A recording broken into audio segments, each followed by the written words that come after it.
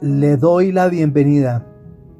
Hoy es 13 de julio, sábado de la 14ª semana del tiempo ordinario. Suplicamos hoy la intercesión en la memoria libre de San Enrique.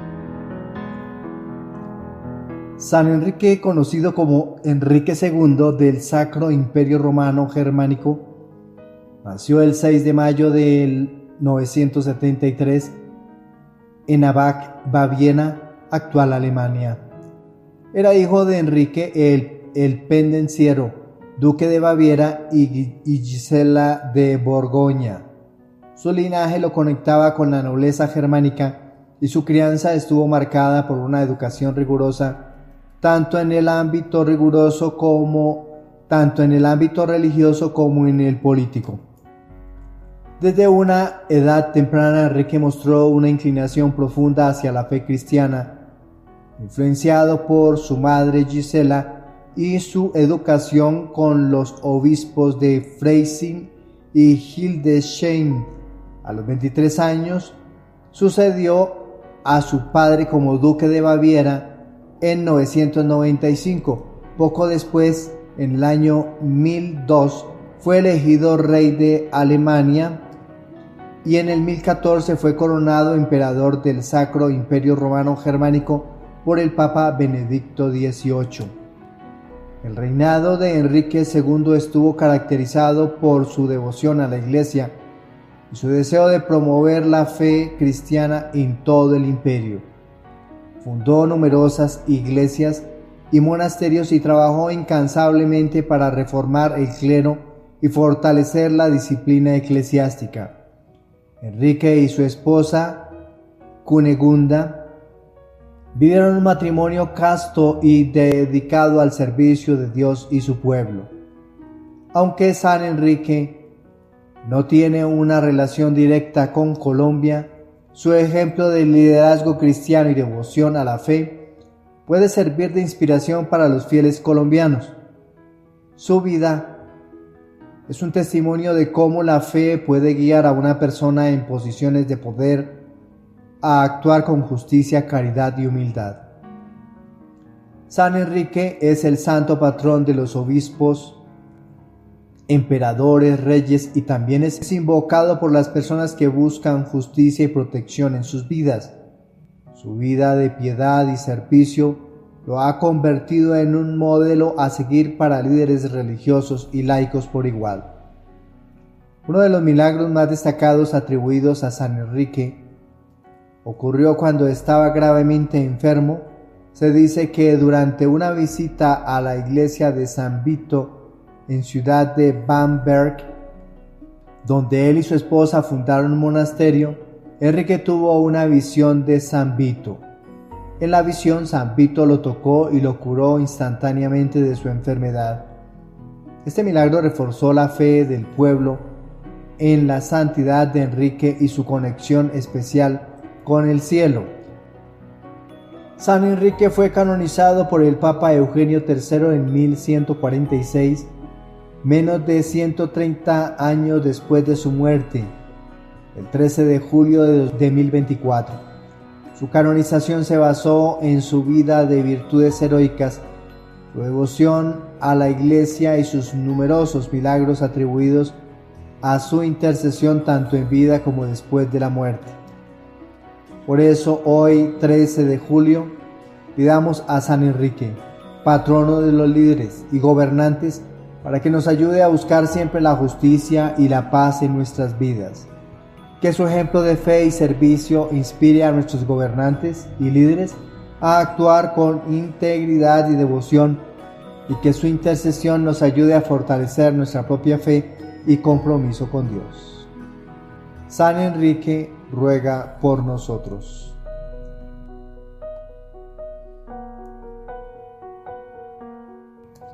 Le invito a disponer el oído, la mente, el corazón para proclamar el Evangelio propuesto para la liturgia de este día. Le proclamo la buena noticia de nuestro Señor Jesucristo según San Mateo, capítulo 10, versículo desde el 24 hasta el 33.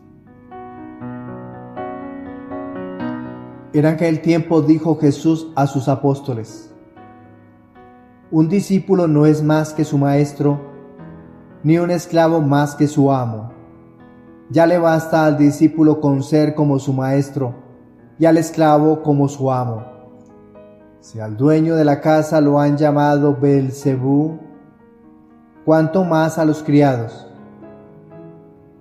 No les tengáis miedo, porque nada hay cubierto que no llegue a descubrirse, nada hay escondido que no llegue a saberse.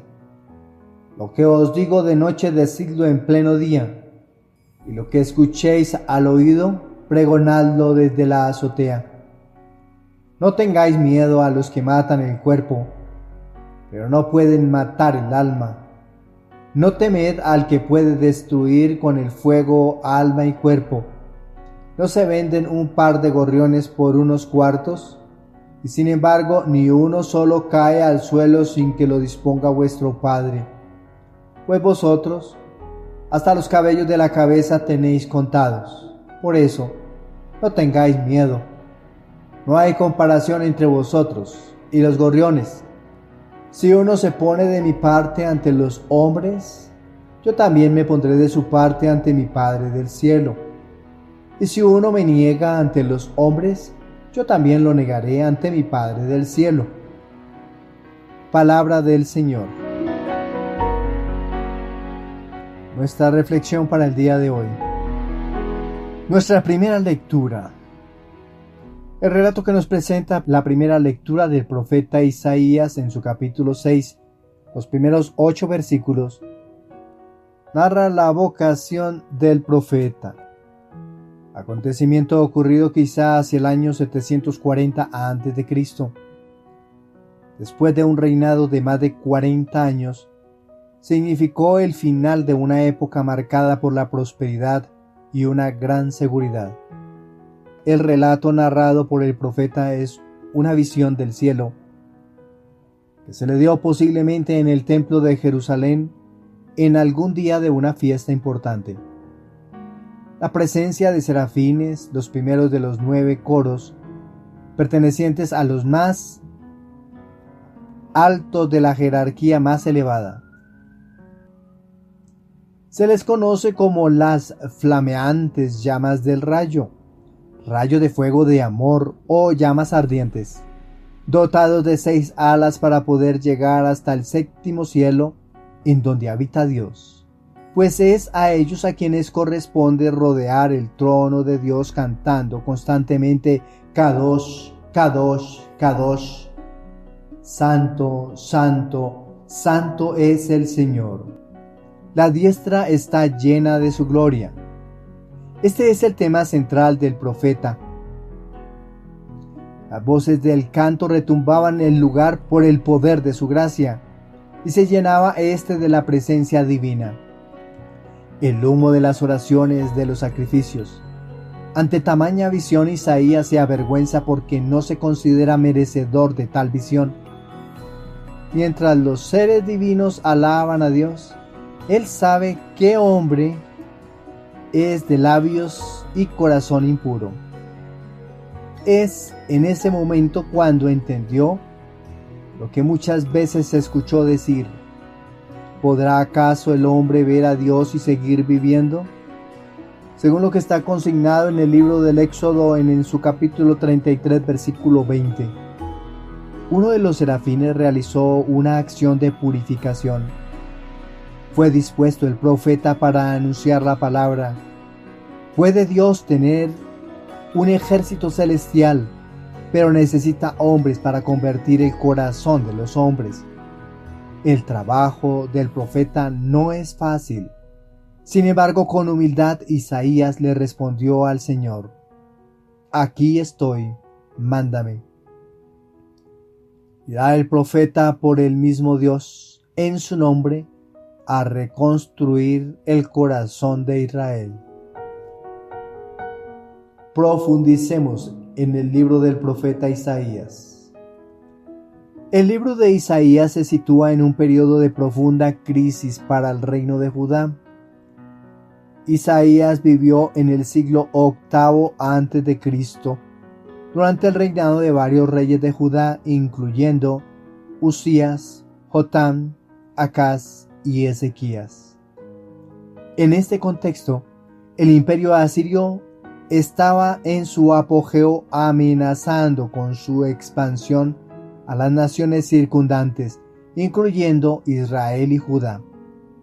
El capítulo 6 de Isaías se refiere a una visión divina que tuvo el profeta en el año de la muerte del rey Uzías, alrededor del año 740 a.C. Profundicemos en sus versículos. Tenemos varias divisiones en el texto que hoy hemos proclamado. La primera parte sería del capítulo 6, versículo del 1 hasta el 4. La segunda parte sería el versículo 5. Y la tercera del versículo 6 al versículo 8. Vamos para la primera parte, a la que podemos titular La visión de la majestad divina, narrado en los versículos del 1 hasta el 4. La visión de Isaías es un encuentro directo con la santidad y majestad de Dios. La palabra hebrea Kadosh significa santo y se repite 3 veces para enfatizar la perfección y pureza absoluta de Dios. La presencia de los serafines, literalmente los ardientes, subraya la intensidad y la santidad del ambiente celestial. El humo y el temblor de los umbrales reflejan la presencia poderosa y temible de Dios. Y en segundo lugar, la reacción del profeta. Versículo 5. Y dije, ay de mí, estoy perdido, porque soy hombre de labios impuros y habito en medio de un pueblo de labios impuros, porque mis ojos han visto al Rey, al Señor de los ejércitos. Isaías se da cuenta de su propia indignidad y pecado al estar en presencia de la santidad de Dios. La confesión de labios impuros refleja su conciencia de pecado, no solo personal, sino también colectivo, reconociendo la corrupción de su pueblo. Y por último, en tercer lugar, la purificación y el llamado, acción que está contenida entre los versículos del 6 hasta el 8. Entonces voló hacia mí uno de los serafines, llevando en su mano una brasa encendida, tomada del altar con unas tenazas. Con ella tocó mi boca y dijo, he aquí que esto ha tocado tus labios, tu culpa ha sido quitada y tu pecado perdonado. Y oí la voz del Señor que decía, ¿a quién enviaré? ¿Y quién irá por nosotros? Y respondí, aquí estoy, envíame a mí. El acto de purificación con la brasa tomada del altar simboliza el perdón y la purificación de Dios. La palabra hebrea para perdonado es kafar, que significa una expiación o limpieza. Este acto prepara a Isaías para su misión profética. La respuesta de Isaías, aquí estoy, envíame a mí, refleja su disposición y entrega total al llamado divino. El número 6, las alas de los serafines, en la Biblia a menudo representa la imperfección humana, ya que es un número inferior a 7 que representa la perfección divina. Sin embargo, en este contexto, las 6 alas de los serafines también pueden simbolizar su dedicación completa al servicio de Dios. Con 2 alas se cubren en humildad, con 2 vuelan al servicio activo y con 2 cubren los pies en reverencia. San Agustín comenta sobre la visión de Isaías en su obra La ciudad de Dios. San Agustín destaca la humildad y el reconocimiento de Isaías de su propia impureza como un primer paso crucial para recibir la gracia de Dios. La disposición de Isaías a ser enviado refleja el corazón del verdadero servicio, un reconocimiento de nuestra propia debilidad y una dependencia total en la purificación y el llamado de Dios. En nuestra vida cotidiana podemos encontrarnos con momentos de reconocimiento de nuestra propia imperfección y pecado. En estos momentos que estamos llamados a recordar la gracia purificadora de Dios, como Isaías, estamos llamados a responder al llamado de Dios con disposición y entrega total, sabiendo que es su gracia la que nos capacita para cumplir su propósito. Consideremos la historia de Juan, un joven que al enfrentar una crisis personal y reconocer sus propios errores, se encuentra en una situación similar a la de Isaías. Al sentir un profundo sentido de indignidad, busca consuelo en la oración. Durante una vigilia siente una presencia abrumadora de paz y purificación, llevándolo a un compromiso renovado con su fe y servicio a los demás. Al igual que Isaías, Juan es transformado por su presencia y se convierte en un testimonio viviente de la gracia purificadora de Dios, dispuesto a responder al llamado divino con un «Aquí estoy, envíame a mí». ¿Qué podemos concluir del relato que se nos ha propuesto hoy del profeta Isaías capítulo 6, los primeros 8 versículos? Este relato nos recuerda la santidad de Dios, nuestra necesidad de purificación y el llamado a servir.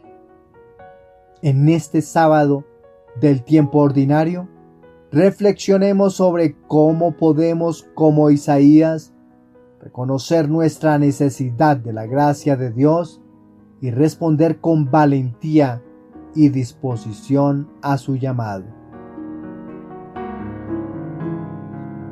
Ante esta propuesta que nos hace Yahvé por medio del profeta Isaías, le respondemos a su propuesta con el Salmo 92. Y vamos a unirnos a la voz del salmista, acompañándolo con esta frase antífona: El Señor reina, vestido de majestad. El Salmo 92, titulado Yahvé, Rey de la Creación. Yahvé, Rey de la Creación, es un himno grandioso en el que se canta la magnificencia de Dios como soberano del universo.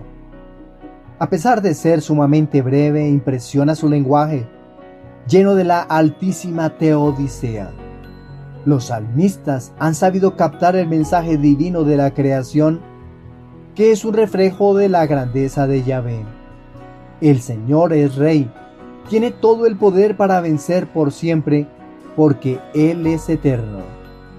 Este es un salmo también titulado Dios es Rey.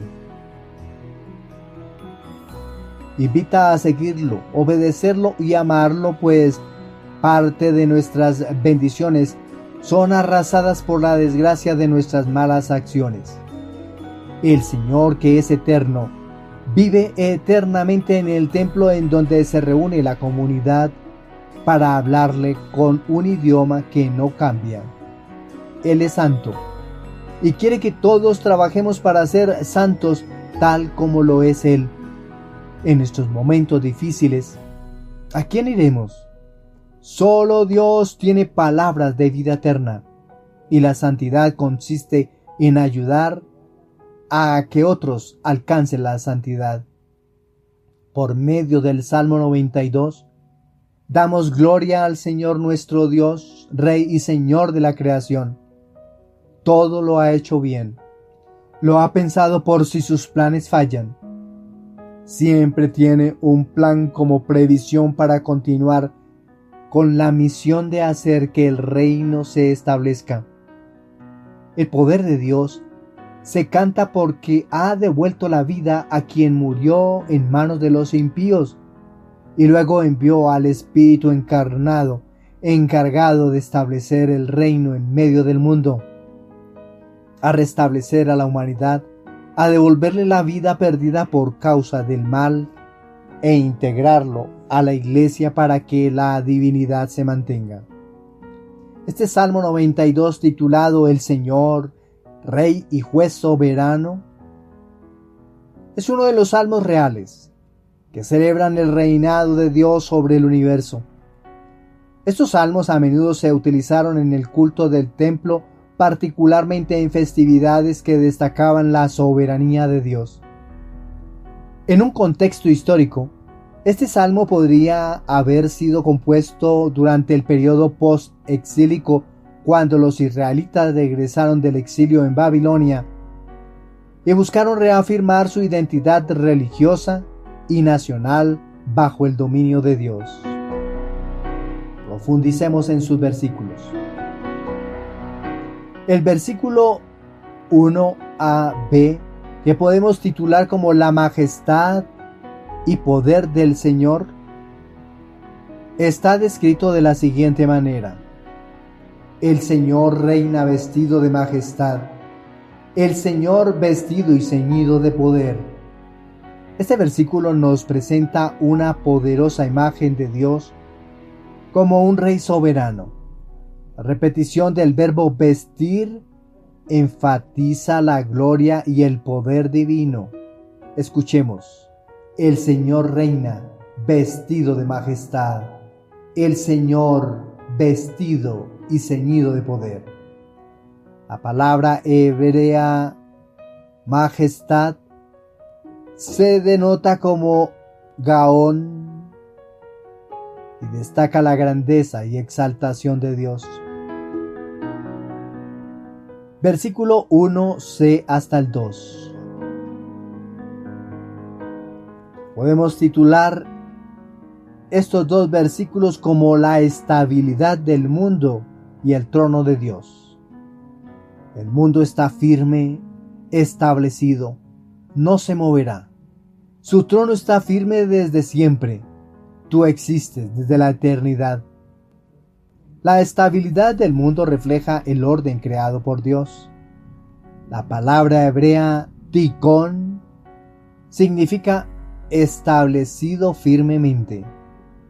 El trono de Dios en hebreo será Kisha, simboliza su gobierno eterno y su dominio inmutable sobre el universo.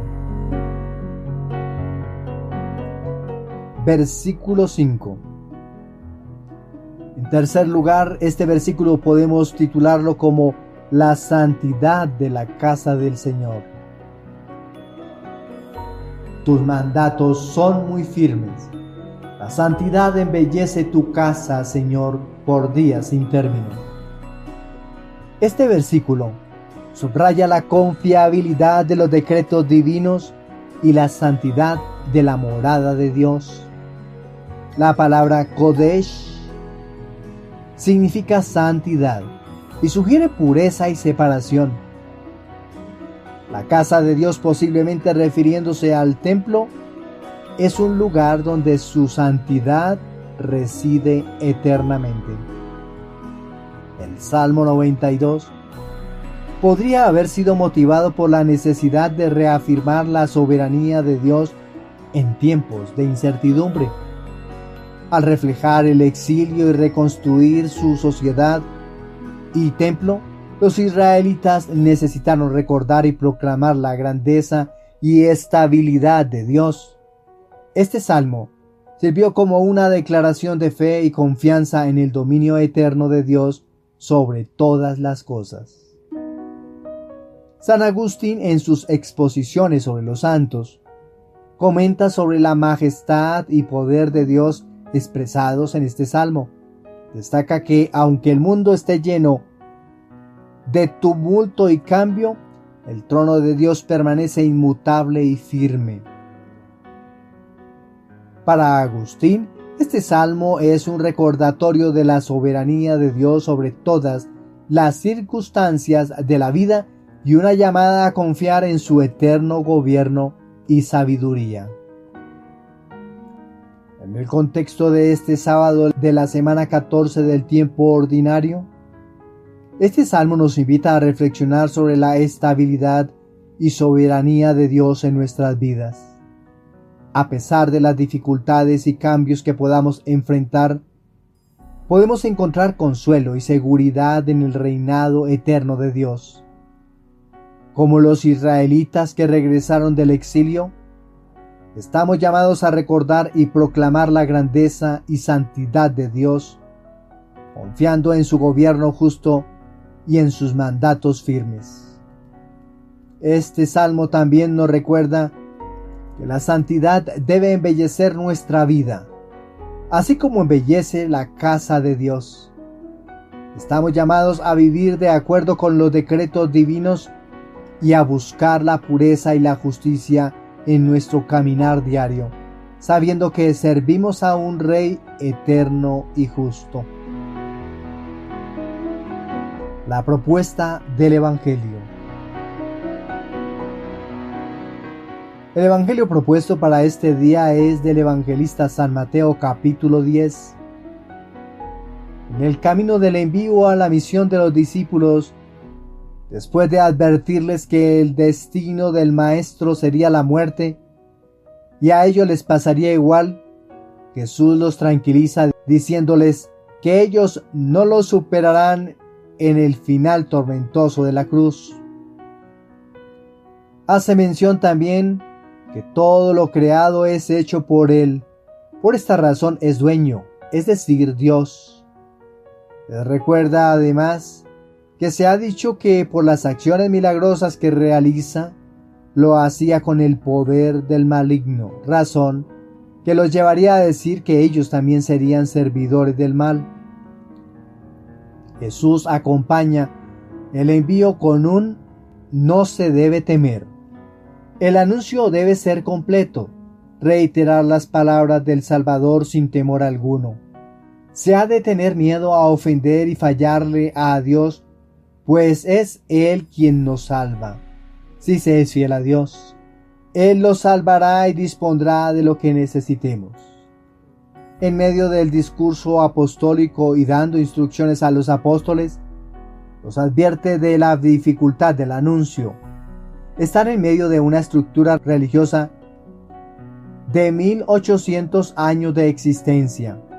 El pensamiento y doctrina de Jesús es novedosa en contradicción con la tradición de vieja data, situación que hostigará a los defensores y anunciadores de la nueva ley.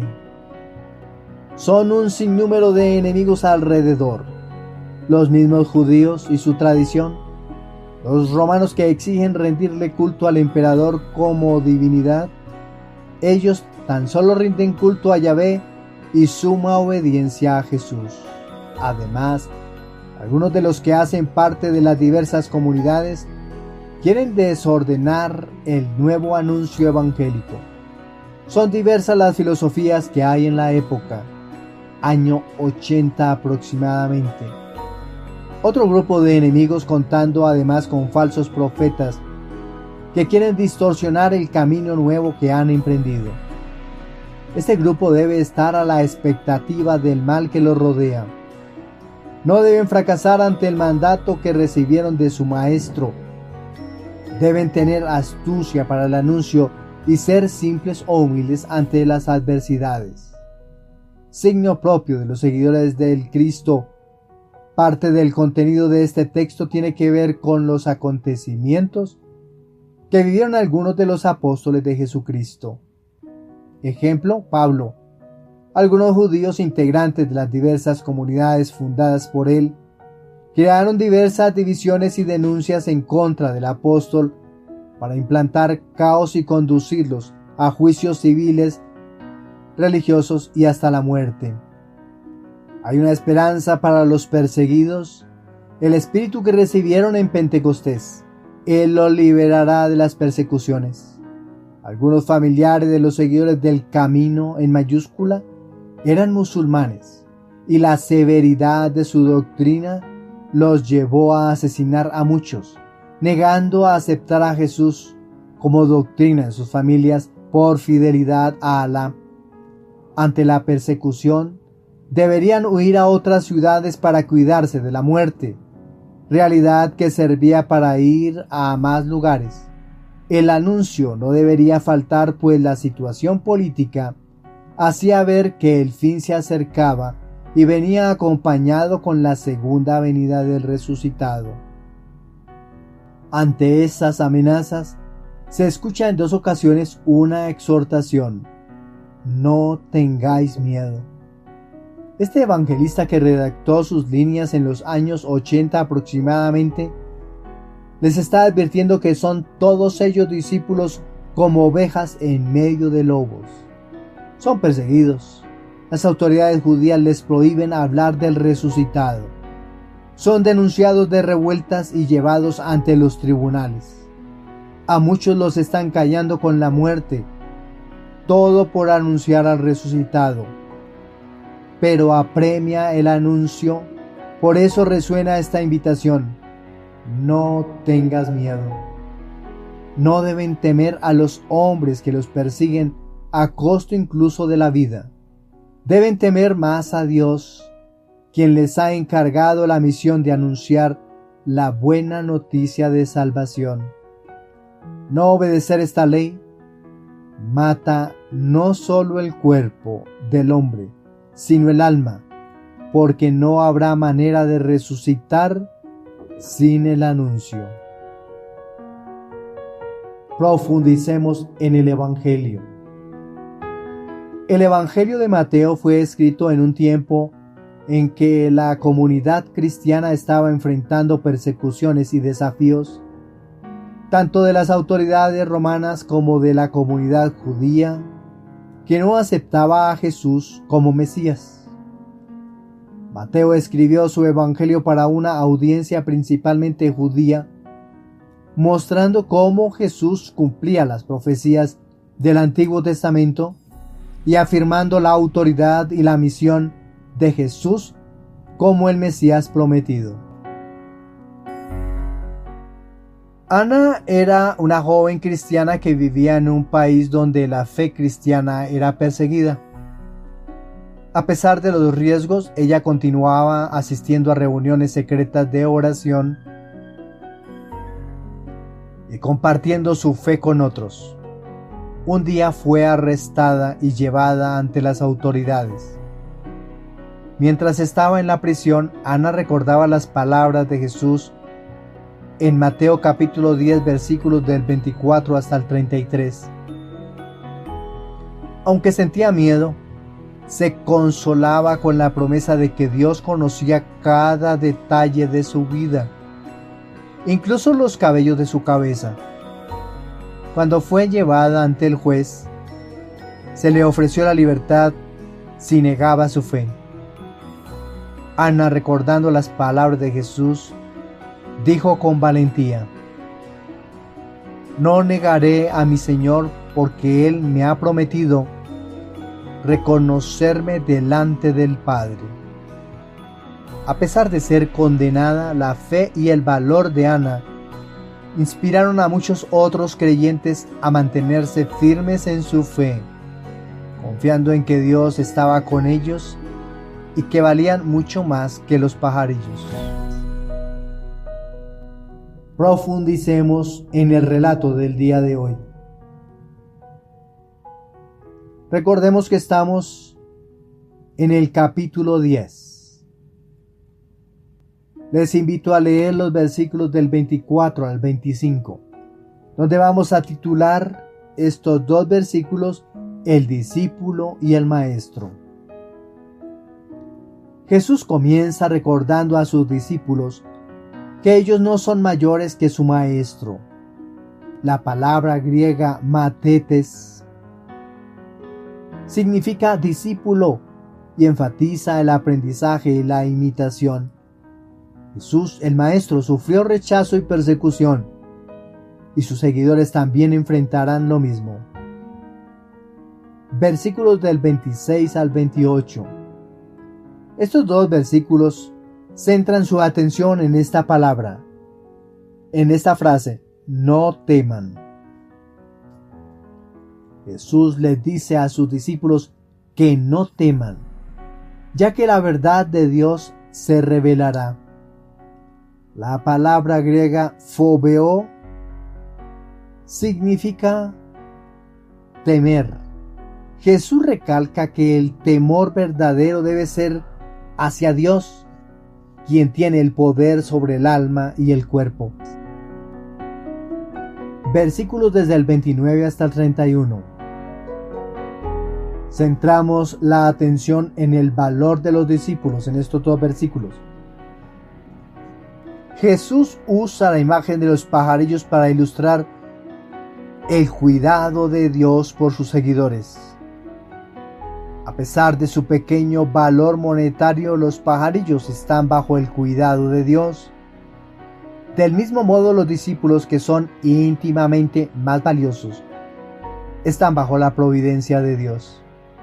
La referencia a los cabellos contados, triges, sugiere un conocimiento íntimo y cuidado detallado por parte de Dios. Versículos del 32 al 33. Titulamos estos dos versículos como reconocimiento y negación. Finalmente, Jesús promete que aquellos que lo reconozcan delante de los demás serán reconocidos delante de Dios. La palabra griega homologeo significa confesar o reconocer. Este es un llamado a la fidelidad y valentía en la proclamación de la fe. El número de cabellos en la cabeza que está consignado en el versículo 30 simboliza el conocimiento completo y la preocupación de Dios por cada detalle de nuestras vidas. Los pajarillos, que son casi insignificantes en términos monetarios, simbolizan la atención y cuidado de Dios, incluso por lo que el mundo considera trivial. San Agustín comenta sobre estos versículos en sus sermones, destacando la importancia de la valentía y la confianza en Dios frente a la persecución.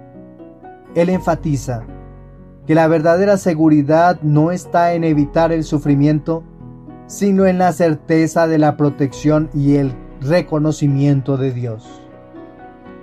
El mensaje central de Mateo capítulo 10 versículos del 24 al 33 nos llama a ser valientes y a confiar en la providencia y el cuidado de Dios, incluso en medio de la persecución y las dificultades. Estamos llamados a confesar nuestra fe con valentía, sabiendo que Dios nos valora inmediatamente, inmensamente, y que su conocimiento y cuidado por nosotros es completo.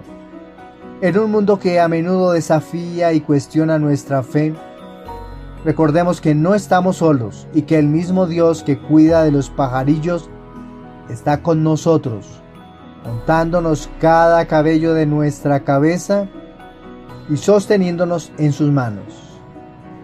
Este llamado a la valentía y a la fidelidad es tan relevante hoy como lo fue en los tiempos de Jesús. Enfrentemos desafíos únicos, pero la promesa de la presencia y el cuidado de Dios permanece constante. Confiemos en esta promesa y proclamemos nuestra fe con audacia, sabiendo que somos preciosos a los ojos de Dios. Hemos llegado al final de nuestro encuentro del día de hoy. A todos les deseo un feliz fin de semana, bendiciones abundantes, éxitos grandes para todos nosotros. Confiemos siempre en el Señor y escuchemos sus palabras, no temas. Y no olvidemos entregar en nuestra oración a nuestra Colombia, a San Enrique, el santo de hoy, para que siga cuidando y protegiendo a nuestra Colombia, vigilando y cuidando las mentes, reuniones y conversaciones del gobierno que hoy nos dirige, para que todo se actúe conforme a la justicia y a la voluntad de Dios. Felicidades, bendiciones.